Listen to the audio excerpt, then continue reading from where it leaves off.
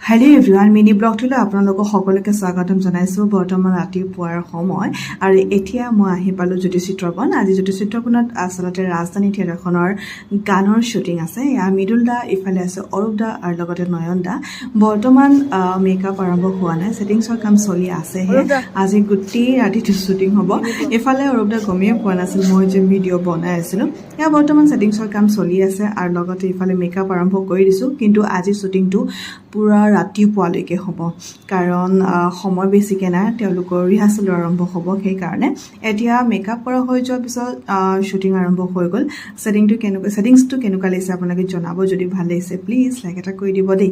এনেদৰে সৰু সৰু মিনি ব্লগসমূহ যদি আপোনালোকৰ চাই ভাল লাগে তেন্তে প্লিজ লাইক কৰি দিব, শ্বেয়াৰ কৰি দিব আৰু কমেণ্ট কৰি জনাব কেনেকুৱা পালে। ঠিক আছে, মিনি ব্লগটো চাওক আৰু নেক্সট মিনি ব্লগ লৈ আহি আছোঁ আপোনালোকৰ ওচৰলৈকে।